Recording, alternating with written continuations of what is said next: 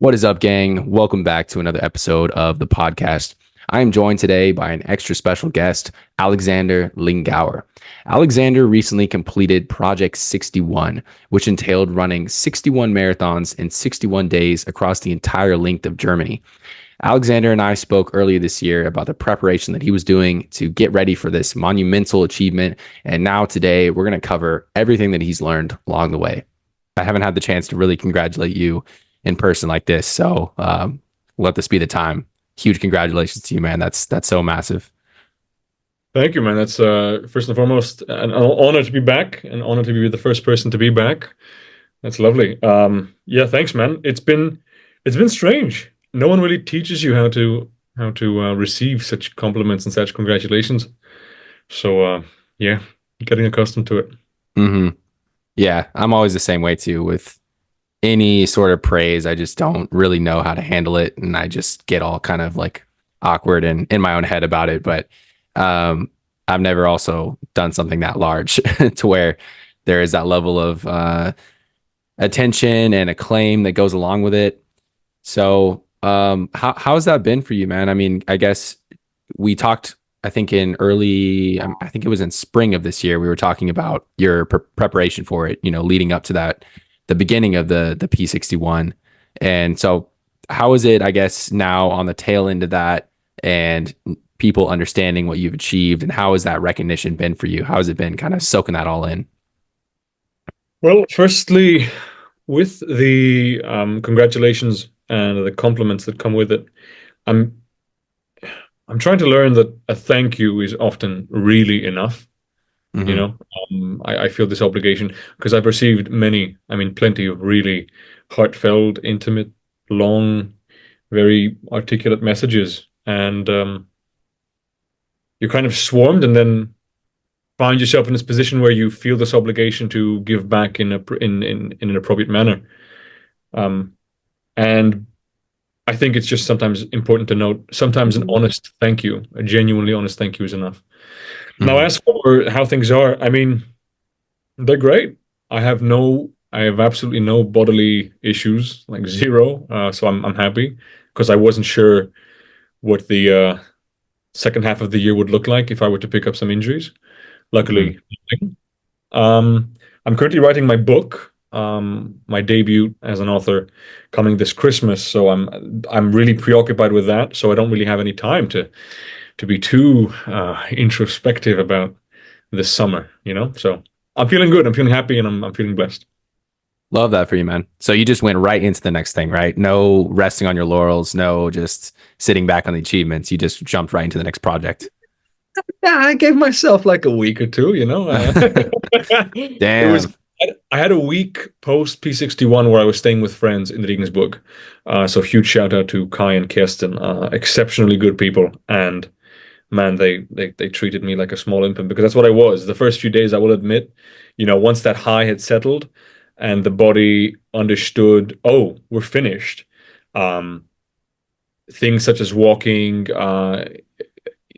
upstairs was genuinely challenging, like even to some degree cognitively. And then I spent a lot of time at the pool, but like standing up and sitting down, I felt really, really old. And so that first week, I was really just a big infant, and they took care of me. And then I gave myself another week or two because I had to settle into things in Poland because I moved from Germany to Poland. And yeah, went right into the book. It's about time, and I want to take this wave of new people who've been following me and listening to what I've been doing, and just give back. So hmm Awesome. So, I guess I was saving up some questions about the book after we got really into P61, but since we're kind of going that direction now, I guess I'm curious to hear about what the purpose of the book is. I guess in terms of the message that you're trying to get across with the book, what it's going to be about, and who you hope to reach with it. okay, well that is an exceptional question. The book is going to be a telling of my solo hike across Europe. So before P61, prior to P61, the first big actual bodily challenge I did was a 419-day solo hike across Europe. Now, I did that never with the intention of sharing it publicly. That was never the intention beforehand. And I did it very much off the grid. It wasn't to add to a tally of ultra endurance feats on my ultra endurance CV, but it was the biggest adventure of my life. And, I mean, we mentioned on the last podcast, we're talking jail time and stray dogs that attacked me and fights and love, women and great men and terrible men and just loneliness, solitude, beautiful sights. There's so much in there.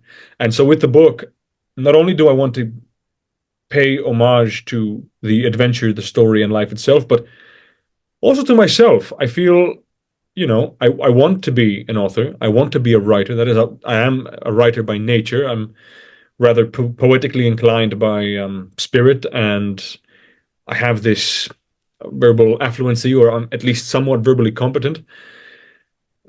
So I just want to see what I'm capable of, and this time not physically, but on paper. Hmm. I've entertained many great minds with my hours spent listening, podcasts, conversations, interviews, debates, and well, I genuinely feel I have something to share. So we'll see how that goes. I love it. I love it. How did you get into writing in the first place? Was that something that you've been into since a kid? Well, funny story, man. So I wasn't into writing as a kid. I was really good at reading when I was very young. I'm told that I could read fluently in English and Polish by the age of 4. Now I can't confirm nor deny. I'm just my mother and my sister told me that was the case, and I never wrote with any intention of writing per se. Um, and then there was when I was about 13, I lived in England. There was a in English class, there was this little competition they were doing where you would write out a 100 word dream or story. And I had written one and submitted mine. And here's the funny thing, I learned quite a few years later that that story actually made some waves and got like really good rankings in that competition nationwide. But I was 14, 13, and I hadn't touched a pen with the intention of writing again until I was 19. And I was going through, excuse me, I was going through a difficult period in my life. There was a suicidal bout for about 2 weeks, and as a form of expressing whatever it was that I was dealing with, I just wrote a poem one night about 3 a.m. and it was a poem about whatever I thought I was going through.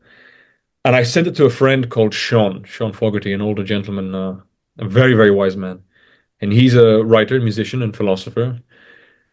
And he encouraged me. He encouraged me to write more. And so I did. And here we are, 6 years later. And it was his encouragement that began all of this. So his influence is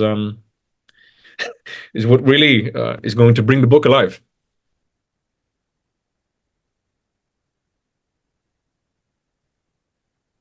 Sorry, I lost it there for 1 second. But yeah, I think you were talking about the influence of Sean and how important that was. That mentorship. Um, Yes, yes. do you think people can forge their way, kind of taking a step outside of just writing, but in a career in life?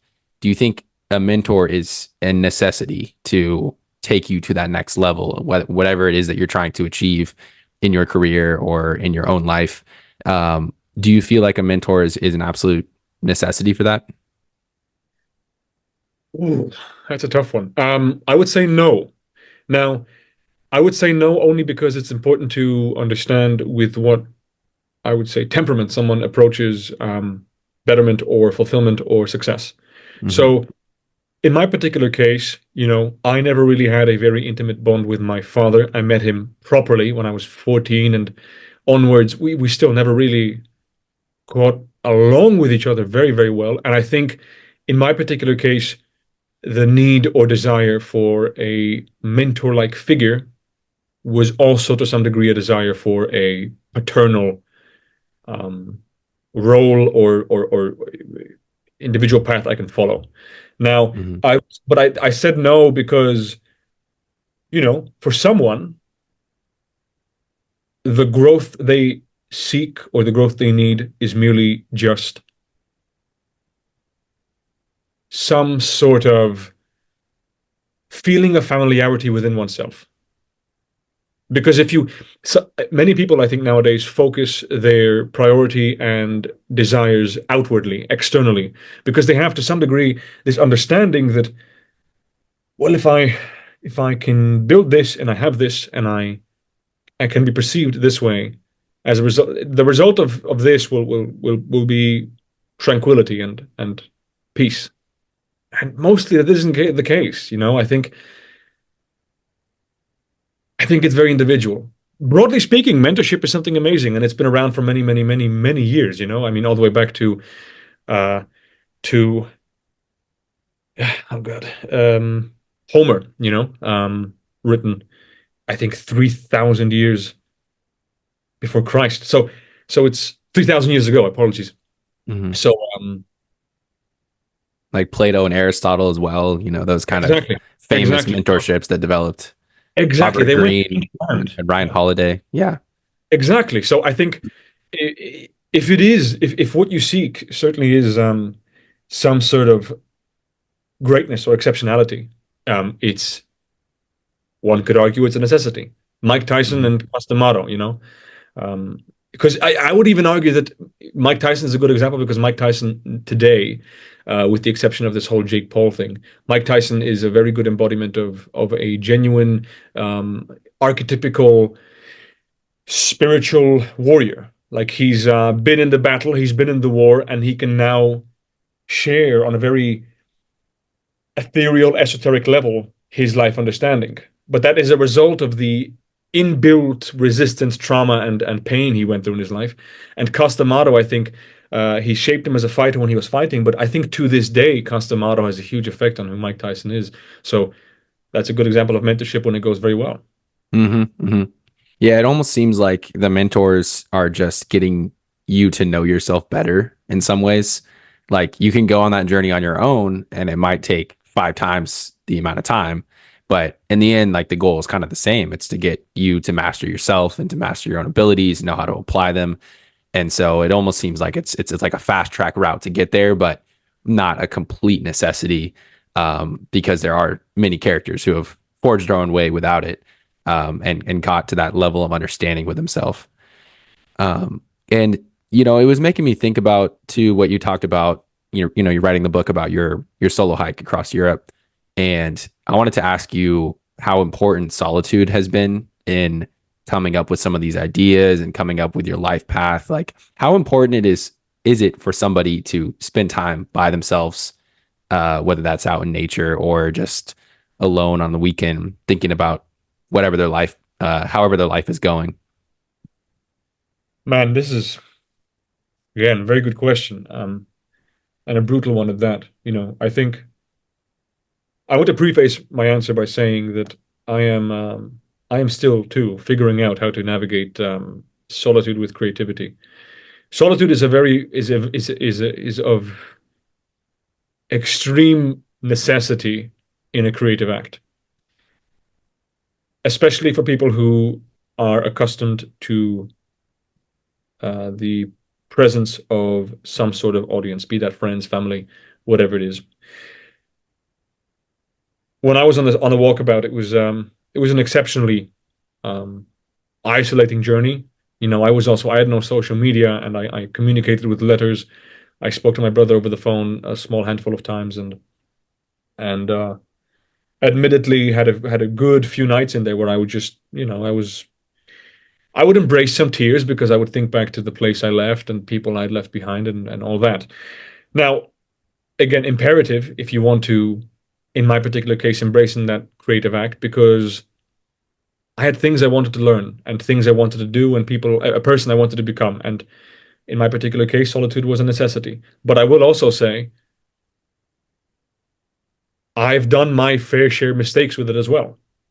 I have also not shown up as the friend I could have been to people. I have not shown up in the capacity that I should have, perhaps as a brother, all because I was very focused on achieving very individual things. P61, as much as I can praise myself for the prep that I pulled through and the things I accomplished in the country that I ran and all that, um, there were also friendships I didn't tend to properly, and time with family I didn't spend. And so I would encourage everyone to attempt, because it's in attempting that we, feel a deep, um, intimate sense of meaning. But beware, um, it comes with lessons, and Hmm. I'm in a phase of my life now where I want to continue pursuing these individual things, because I have, with the running, for example, something significantly bigger than P61 that I want to do.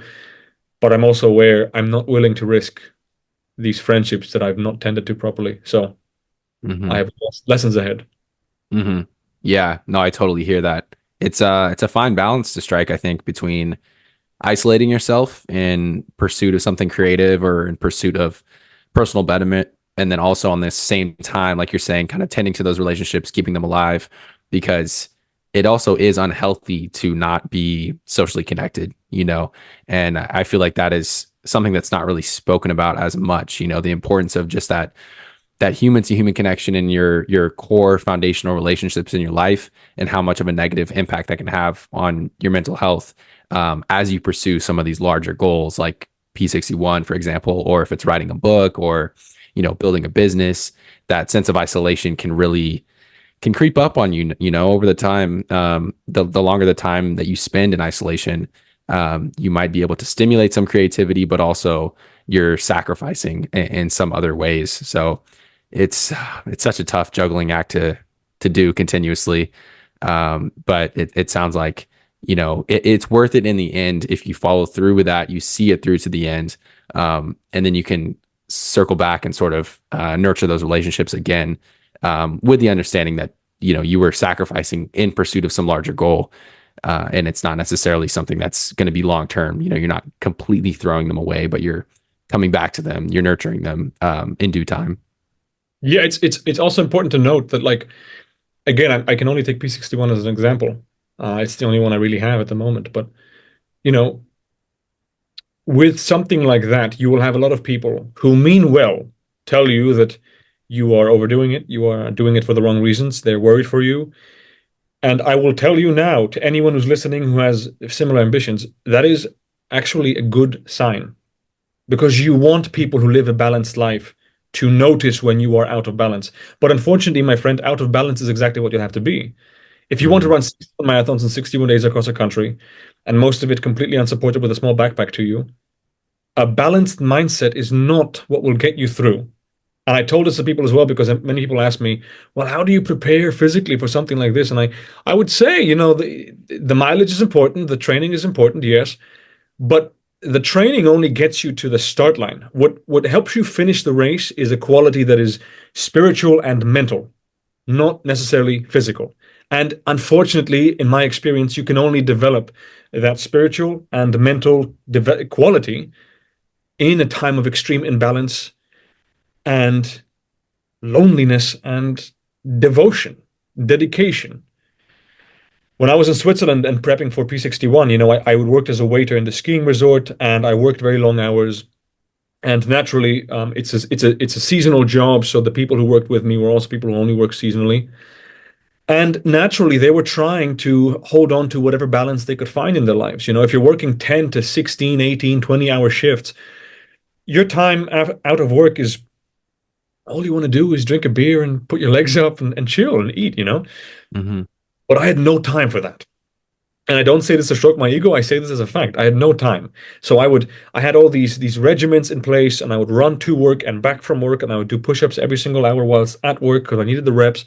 And I was in this extreme headspace of constant attempt, constant need, constant chase. And I would thereby identify anyone who was kind of urging me to slow down as a threat and as an enemy. As a result of which, even in the house that we were kind of accommodated in, I was the odd one out. I was the weird one, because during dinner, everyone would gather, like 15 people would gather in the living room for dinner, and I was doing push-ups in the corridor or walking lunges or listen, and I was listening to Kobe Bryant edits. But it's what you need, because these people, although they mean well, they won't be there when you're on day 45 and your knees are swollen and your lower back is cramping and your heart is beating 4 times faster than it should and you haven't eaten in 9 hours, but you still have 30 kilometers to go. Whatever gets you through that is unfortunately not balance. So Mm. it's a tough one to juggle. You're right. Man, yeah, that's a fascinating take on it though, like the importance of periods of imbalance as you pursue something massive like that, and then sacrificing the relationships, as you're describing, it seems like that's a necessity. You can't really maintain everything. It's impossible. Otherwise you're going to fall off the course of your goal. And I want to also say, if you have people in your life who during this period hang on to you and encourage you and regularly somehow in whatever capacity reach out and say, "Hey, I believe in you. You can do this. I'm watching. I'm impressed."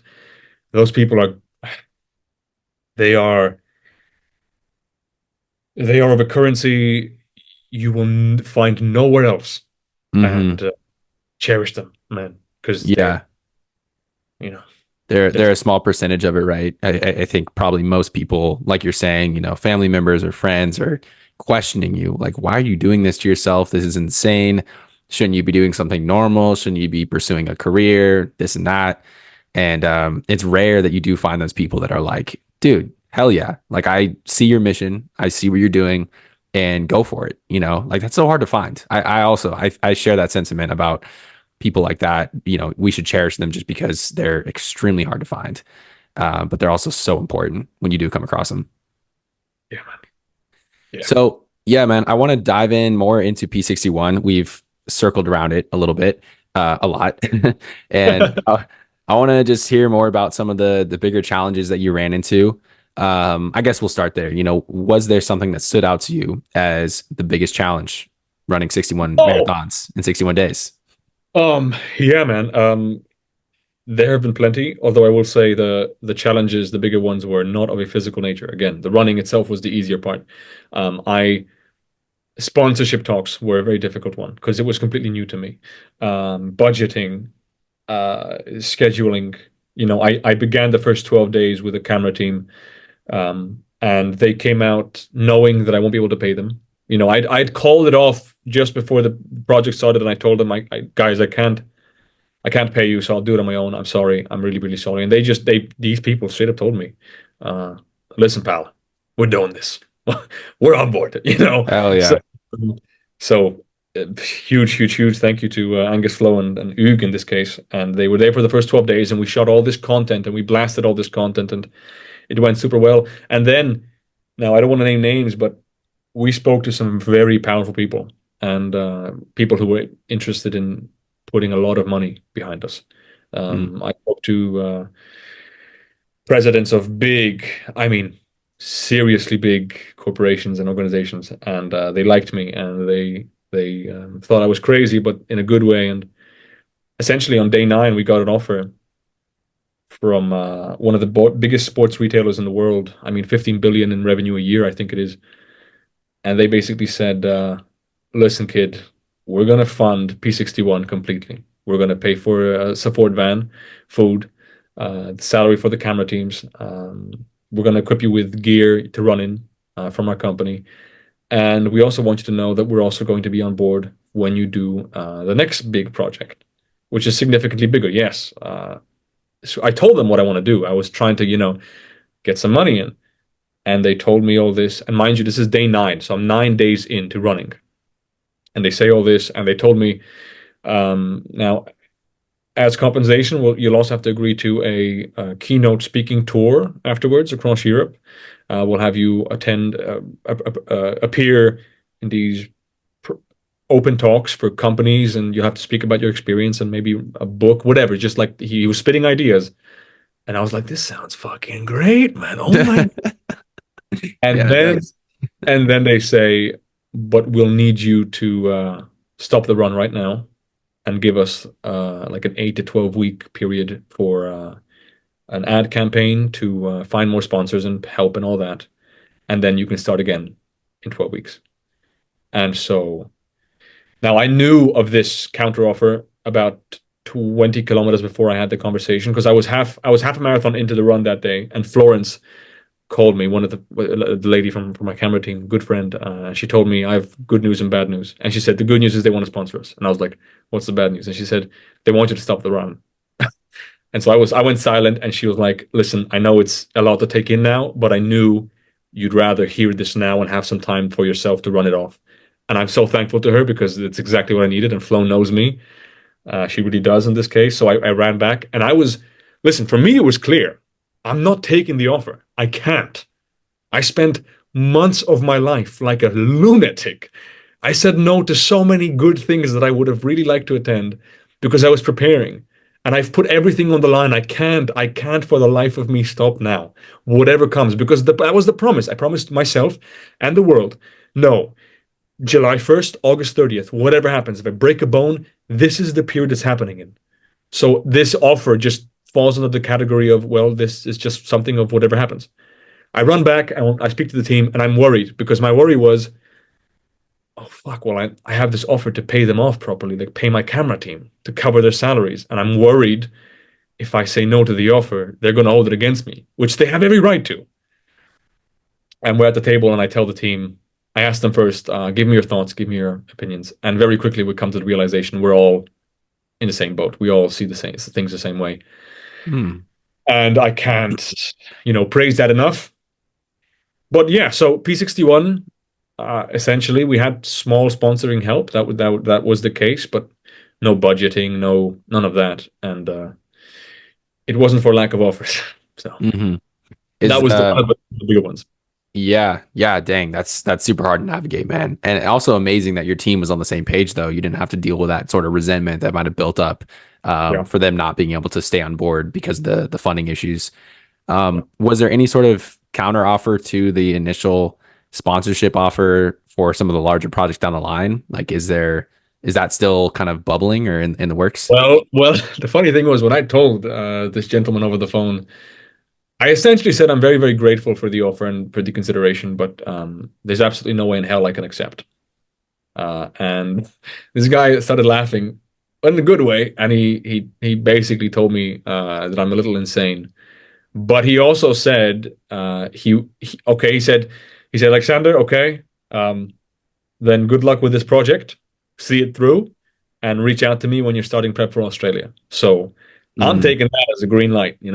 Oh, hell yeah, dude. Okay. Yeah, All right, yeah. sweet. Well, I mean, you stuck to your principles and good things could still potentially be in the pipeline. So it's There amazing. was there was there was also, I don't know if this is I don't know if you're at a pinch for time, but there was also a small story about a very rich gentleman whom I met in Switzerland. So when I was still in Switzerland, as you might have known, I had this push-up tally that I would do every single hour Hmm. spent at work.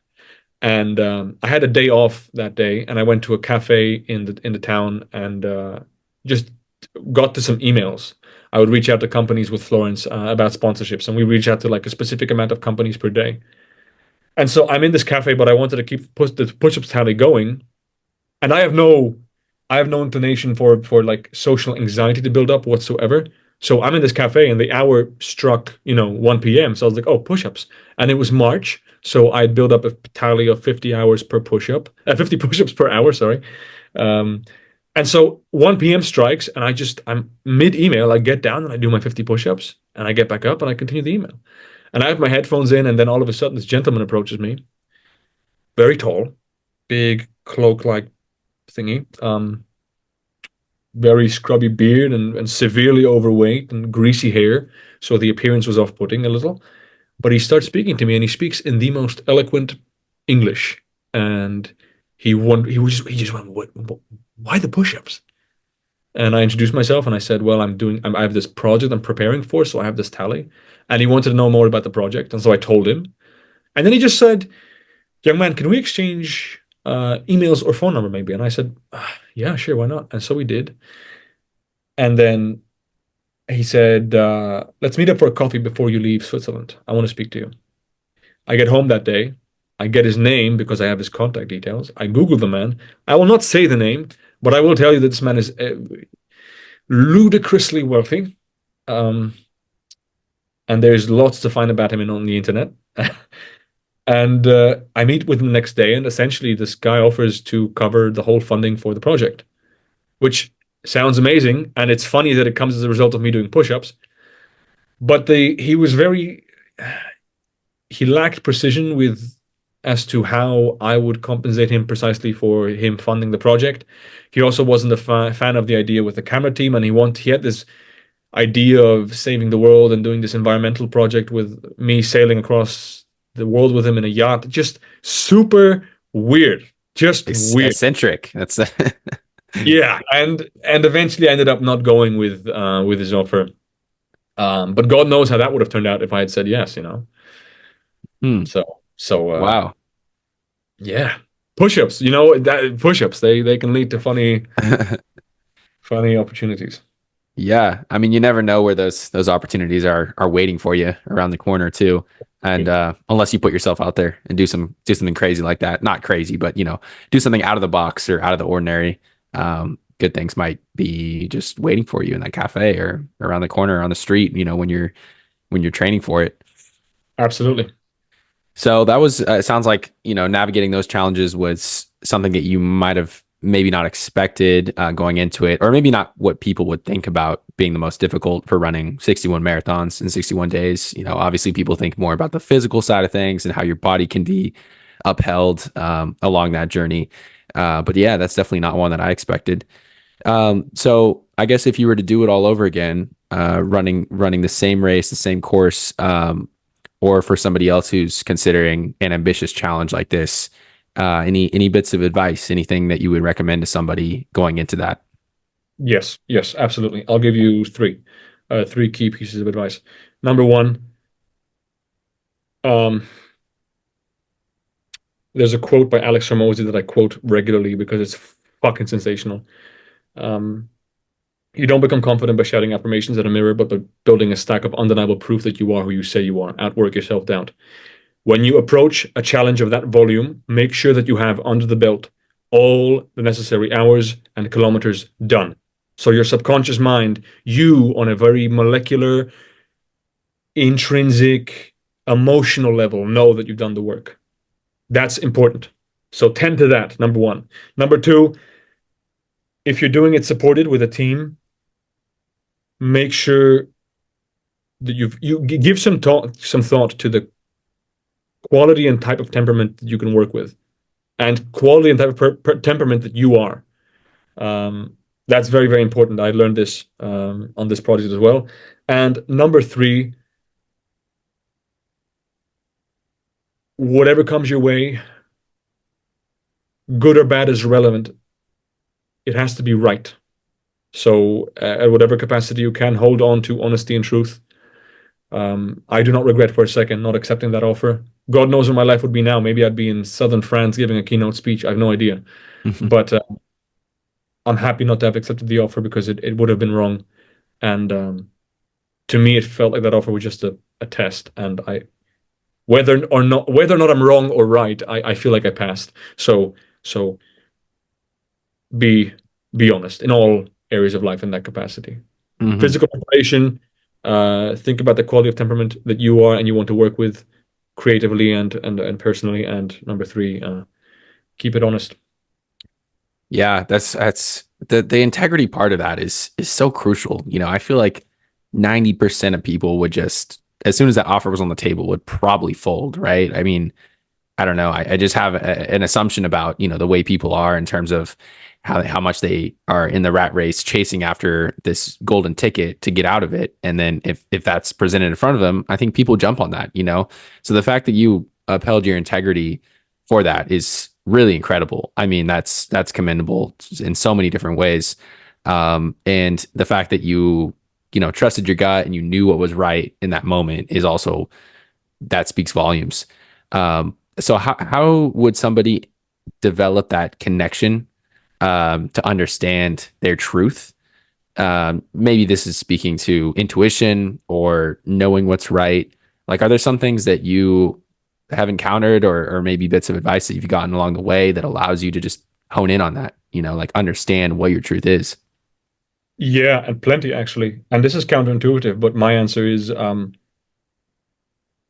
I've encountered a lot of lies in my life, a lot of lying in my life. I have lied a lot in my life. Danny, I'm telling you now, as honestly as I can. I have lied a shit ton in my life.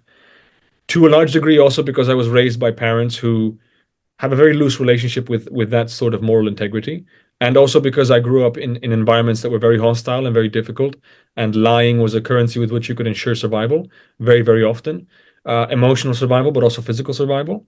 So I'm going to say on record now, I lied a lot in my life, a shit ton. But I would also say, as a result of that, Danny, I can smell a liar like a motherfucker. I will see subtle little nuances in body language, facial expression, and I will also some weird emotional level be able to tell often something is off just because I have been in that exact way off in my life. Mhm. Now, the path of honesty is a difficult one, and everyone lies. No one speaks truth 100% of the time. But with the integrity part of it all, in my particular case, I feel as though I have a voice within me, some sort of judge that tells me when things are right or wrong. And I'm happy that that voice still seems to be intact because I've heard people, very educated people, talk about how if you lie too often in your life, the compass which guides you morally is also corrupt. I still have a voice of reason that urges me to do the right thing very, very often. Not always. I still fuck up. Um, I'm sure I can name you a few people in my life from my past who would also say uh, delightfully ugly things about me, but truthful in a way as well. So the integrity is really just acting in alignment with whatever it is that you're being told within, from within. Mhm. So with P61, I held a shit ton of promises to myself. I had in Switzerland, I had this tally of push-ups on paper. I would document every single push-up on paper on a wall. I posted a picture of it once in one of my highlights from P61 prep. And so every day I would see this wall. And I have this wall visually in my mind when I close my eyes and I want to look back on this proof, this stack of undeniable proof. But that only came about as a result of many, many, many push-ups in the most random of places with random pains. But when it's all said and done, and April rolls around, and you've done 3 months of these push-ups, and you go to bed one day, and you think back, and you haven't had one moment when you didn't do the push-ups because you didn't feel like it, but you attempted every single time, man, that's a quality of confidence that you will carry into every single room. And the Mhm. same goes for P61. I ran those distances. I ran those hours. Whatever came my way. And that is a confidence that you carry into life in all areas.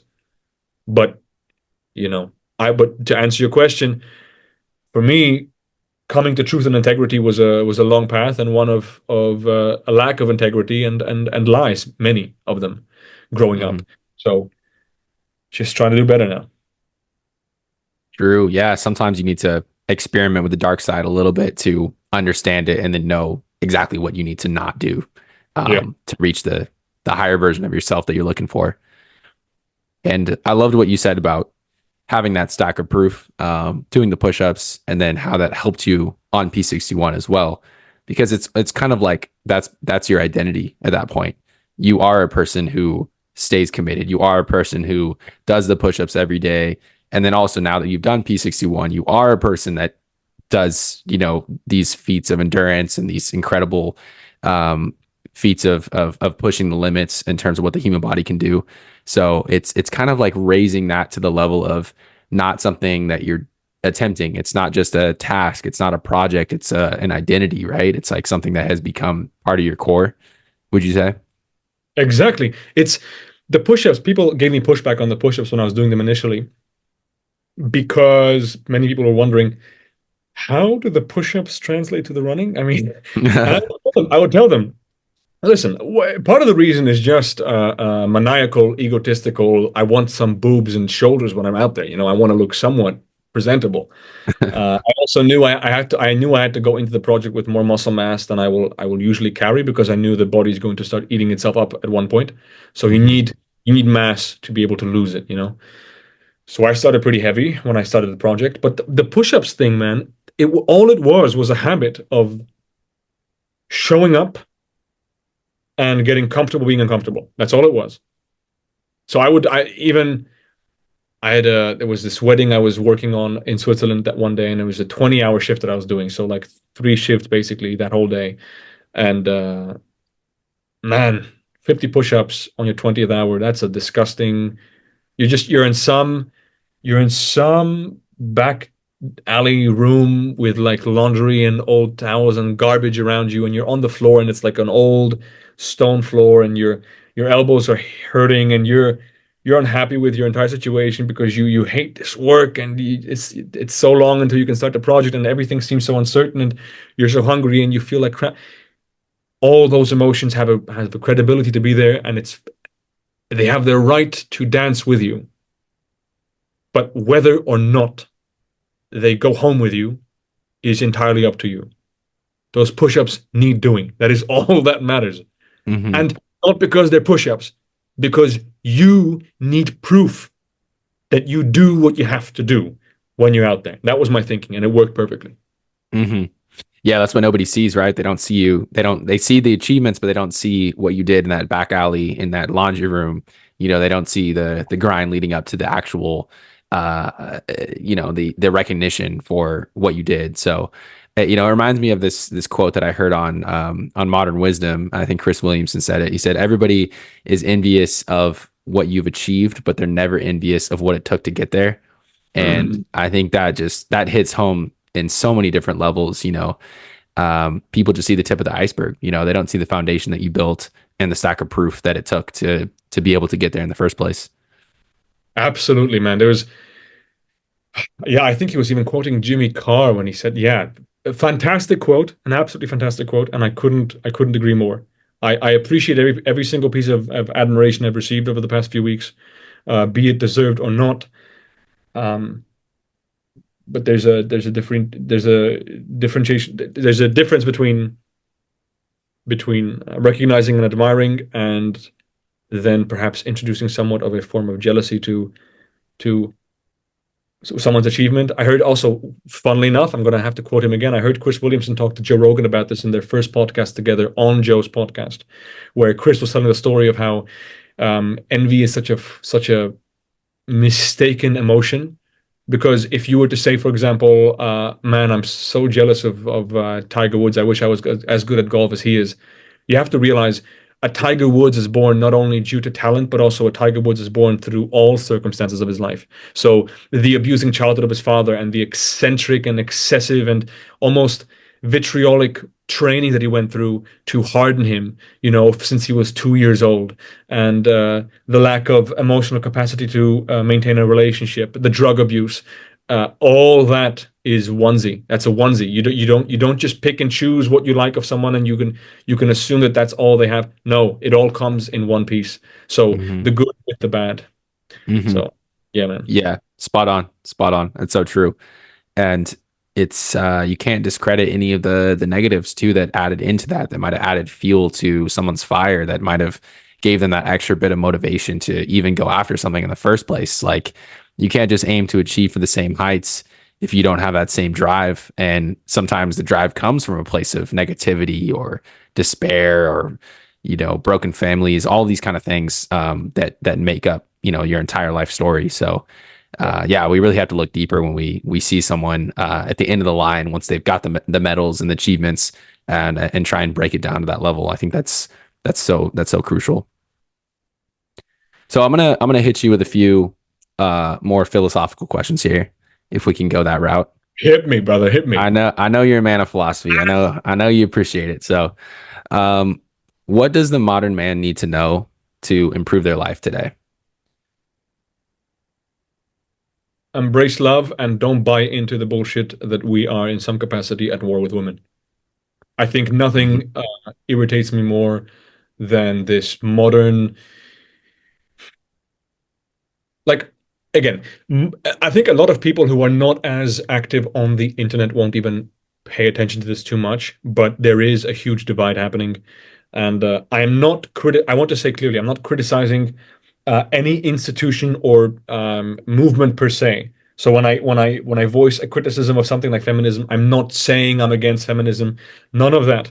But what I am saying is, uh, over the past few years, we've moved in a direction where it's almost popular to discredit and vandalize and to somewhat antagonize the opposite sex. The red pillars do it with with young, inexperienced, inargumentative women on their disgusting podcast, and also women on the other end of the spectrum do the same. They antagonize men and they popularize ideas of toxic masculinity and all that. We have to unsubscribe from this complete and utter nonsense. We are, as a unity, at our best if we work in sync together. And I think the biggest lie a man can be fed is that this, in some weird capacity, woman is to be perceived as an enemy. There's, you know, there's all these talks about women, female hypergamy, and the necessity for success, and there's a big reason as to why so many young aimless men look up to men like Andrew Tate and such, which I am not criticizing in their entirety. I'm just saying there is some sort of thirst that is going on, and young men are longing for something. Do not subscribe to ideas that are voicing women are the enemy in no capacity. Also, do not buy into this idea that you need to have some sort of materialistic wealth and possessions. They will bring with them some perks, most certainly, but you are worthy of love and appreciation from a woman long before you're rich. You don't need a Lamborghini. You don't need exceptional, outwardly positive perceived status to attract women. Be honest, be kind, be generous, give back, do very difficult things. And I would say this is specifically advice to men. Do very difficult things. But at the soul of it all, my friend, please be generous, be kind, be gentle. Protect what Hmm. you can, cherish what you can. But modern man, yeah, it's a difficult spot to be in because there's, again, without getting into the numbers and the data behind it, it's not easy, and I understand it isn't. But the attack on our perception of women is our downfall. We Hmm. are nothing without them. So. You know, Absolutely. We. I'm sure people have seen these clips of like dudes, mostly in America, standing on the side of the road, interviewing girls, young girls, mostly intoxicated women, with their phones, asking them questions about like, do you think your partner should have anything to say about the way you dress when you go out? Now think about what a warped idea of women that guy must have to think, you know what I'm going to do today? I'm going to wake up and I'm going to broadcast internationally on the internet a video of the women of my country in an intoxicated state, and I'm going to ask them antagonizing questions to provoke an answer that I know I'm going to get because I know it's going to ensure views. Hmm. It's a sick way of. I'm not necessarily attacking the men that do it per se, because I can also imagine a lot of them aren't even aware of what they're doing. But Hmm. I'm telling you for a fact, I don't think a man in a culture such as like certain Eastern European cultures, there's a sense of unity there still. And Hmm. you wouldn't broadcast nationwide such opinions because people can identify that it's wrong and it's unhealthy. And so every young guy, and I've done it myself, I've watched those clips and I've reposted and sent them clips to other guys because they're often funny. But I had a moment where I eventually realized, like, oh, hold on. This is contributing only in a negative manner to the way I view women, but it's completely warped because to portray women as a in essence as unhealthy or wrong or toxic is completely messed up. So be careful. Just be careful. We need each other. Yeah, absolutely. I couldn't agree more, man. Do you think social media is the root of all these problems? No, I think human nature is the root of all these problems, and I think Mm. social media is merely a medium with which some of these problems are amplified.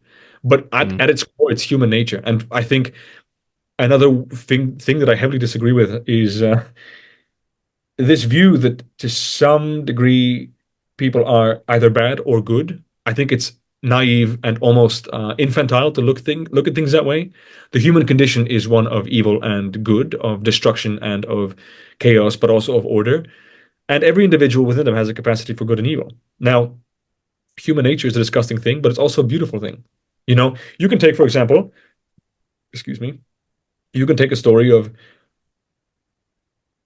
you can take disgusting stories of violence, rape, and injustice, and you can broadcast them to the world. But you can also, equally so, take encouraging, beautiful, peace-bringing stories and broadcast them to the world. But at the end of the day, the human condition is a difficult one, and the human nature is a versatile one. So anyone who thinks himself above evil is primitive and naive, and anyone who thinks himself as too evil for good is just misguided. Hmm.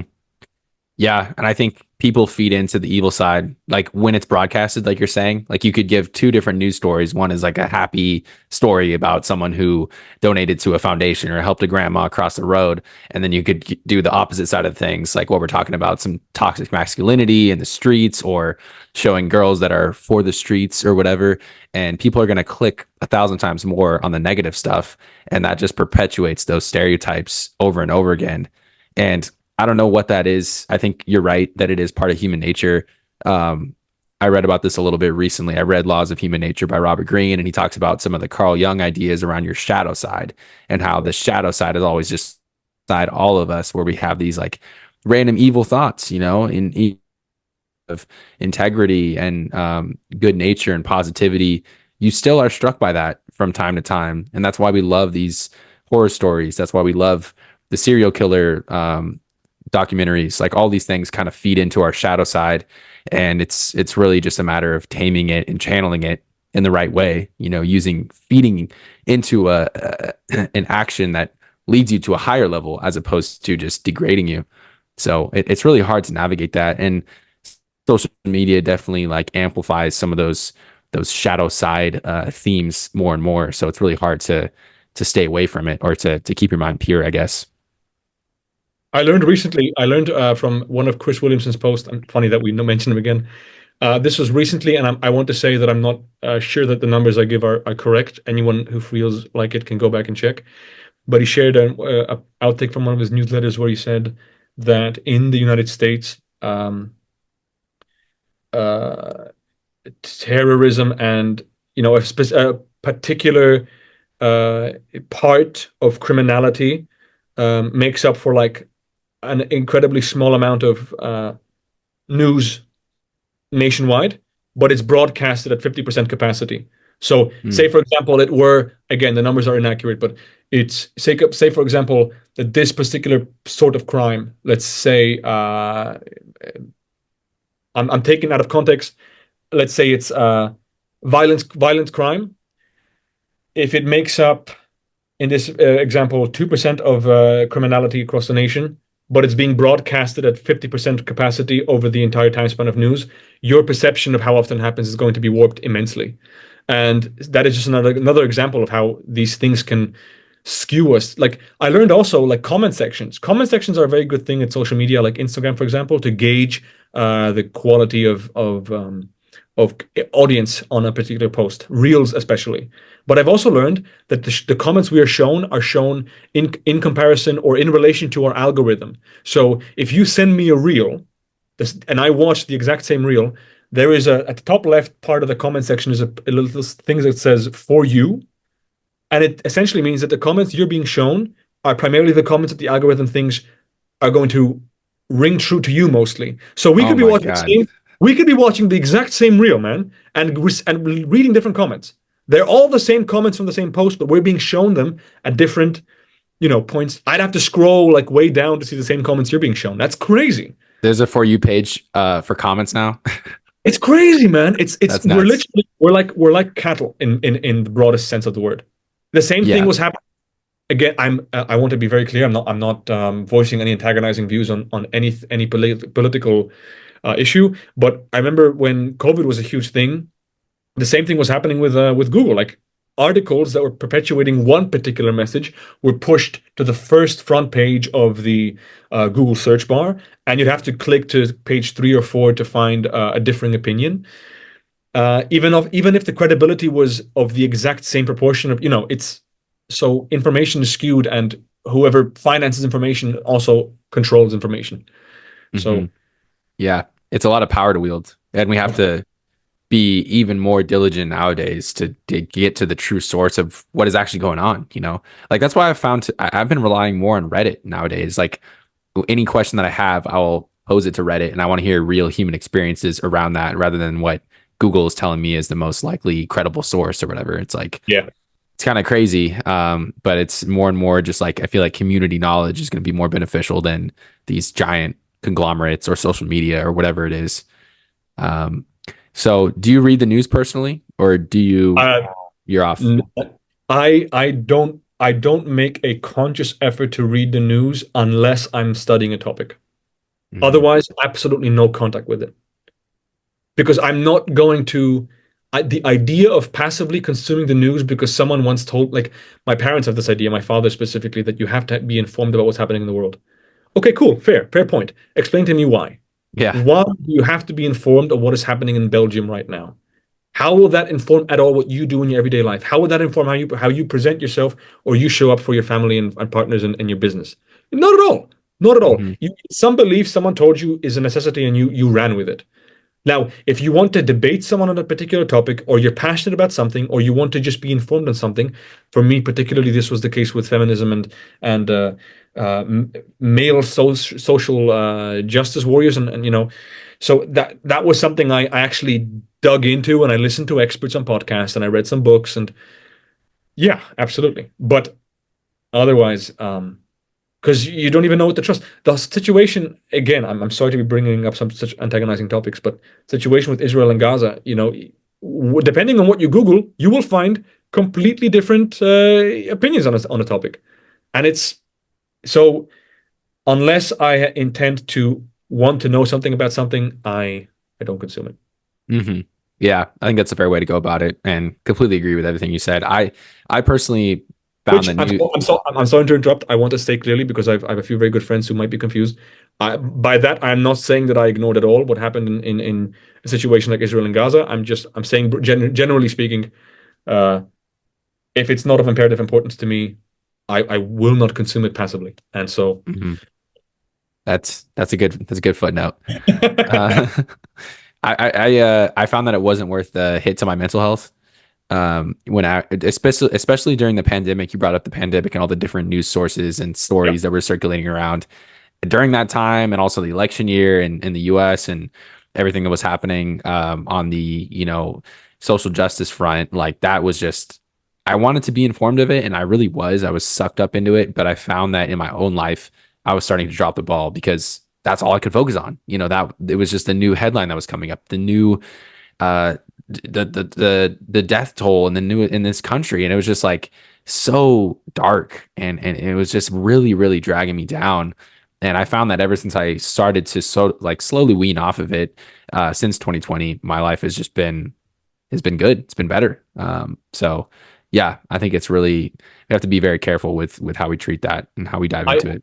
I knew someone once who told me that they listened to the news as part of their morning routine after waking up, which I could Oh not no. fathom a more disgusting way to start the day. Yeah. So to each their own. Yeah. And then next they put on some Andrew Tate videos and start their day off on the right foot. Let's go. Yeah. Cool, man. All right, I got one more for you. Hit Uh, me. what is a lesson that you would teach your 18-year-old self? Is there anything that stands out above and beyond the rest? I know there's probably many lessons, but want to throw that in your court. 18-year-old self. Okay. That would be a lot. What would I choose now?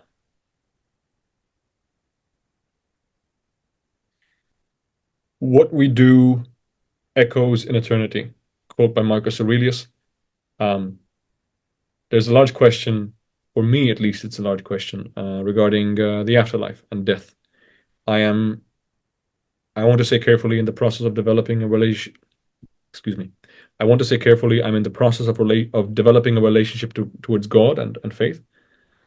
And the question of afterlife intrigues me.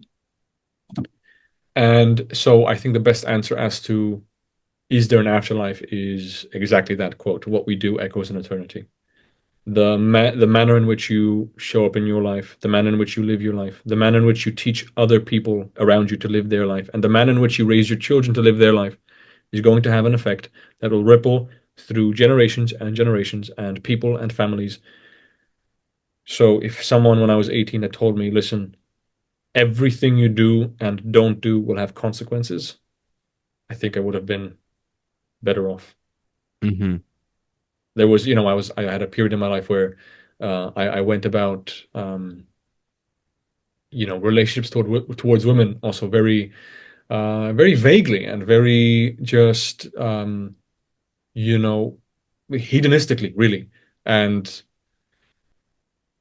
I take full responsibility, obviously, but I never had heard someone introduce the idea of, whatever this brings you as a positive, it will bring equally on the negative.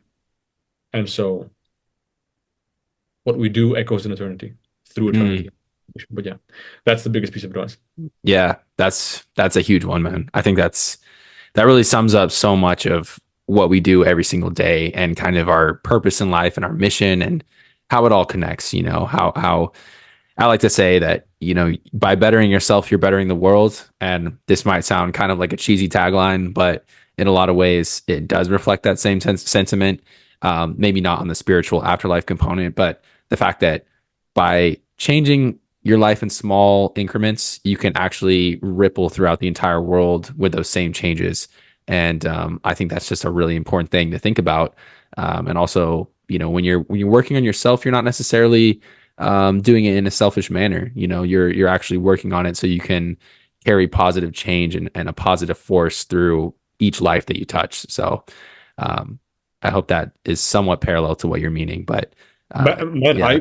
I would actually, as a friend, I would actually urge you, or I would push against what you just said and say, to avoid even using the word cheesy in that comparison. It was not at all cheesy. I would go so far as to say that uh, the manner in which we live our life and then influence those around us is the only way in which we can make the world a better place. The idea Mm, that we can subscribe to this group thinking idealistic notion that we need to protest in large numbers and that's the only way we can bring about change is completely wrong. It's in a way in a nature of thinking it is corrupt. Uh, the only lasting change you can bring is through first and foremost yourself hmm by having an effect on whatever your small community is yours. If you hmm can if you can impact five people profoundly and those five people can impact five, that's a chain that will continue and rise to the hundred thousands very, very quickly. hmm So I would say not at all cheesy, man. But hey, I want to ask you back, if I may, what would you give your 18-year-old self as a piece of advice? That would interest Yeah. me. Yeah. I would stress I would stress the importance of experimentation from a very young age. I would say don't put yourself in a box in terms of a traditional career or what you need to study or what you need to go to school for. I would say to try as many things as possible, because I found myself here. I am at 29. I'm like 7 years into my professional career, and I can feel the what's the word? Not the entropy, I guess, of my actions in the past, and kind of how I'm sort of on this path now, and it's getting harder and harder to veer away from it. And so I would sort of say just to experiment, try different things, travel the world. I would definitely have taken much longer of a gap year in between graduating college and then starting my career, trying different things out, talking to people, exploring different cultures. And I've done this, I've blended this into my professional life in a lot of ways. I like to travel and work remote as much as I can and try to understand how people are living in different areas of the world. I think that's enormous. And also my family being, my dad is Brazilian, so I grew up traveling to Brazil and South America quite a bit. So that also added to it. But taking that to the next level, I think just really trying to expose myself to as many cultures and ways of life and ways of thinking as possible. I think I would just harp on that. Yeah, to my future son, that's going to be the MO from day one. Get your ass out there and go explore. Get off the That's phone. a good one. That's a good one, brother. That's a good Yeah. one. Thanks, man. Wonderful. Well, hey, as always, I love this conversation. I feel like it's been an amazing blend of philosophy and physical understanding the physical rigors of life and everything that went into your journey. So I'm super stoked to see what the next big step is. I know you're working on the book, but also the next big journey. I hear you're taking on a continent. Is that true? Are the rumors true? The rumors are true. The rumors that are Okay. circulating are true. Listen, I'm more than happy to lock it in with you now that when I have a specific date or announcement to drop, I'll come to you and we can run a third round and I'll share with you as the first person. I'm happy to do that because I know Okay. exactly what it's going to be and I have an idea of when, but I need to figure out numbers and money. This project is going to be huge. Hmm. I say huge, I mean never attempted before. So Okay. Okay. Sweet. Well, yeah, we'll all stay tuned. Stoked to hear about it. And I think we definitely have more to cover. So absolutely, everyone can stay tuned for round three coming up in the near future. absolutely, Right on, absolutely. brother. Well, And hey, thank you for your time. And yeah, if anyone's interested, I hate to be plugging, but if anyone's interested, the book is coming by Christmas. It looks like. So just go to my Instagram, and I'll be sharing specific infos and such very very soon. But otherwise, yeah, tune into what Danny's doing. I've seen the consistency. This year you've been going crazy, so thanks, it's man. looking good, man. Wonderful. All right. Well, until next time, man. Thank you for your time.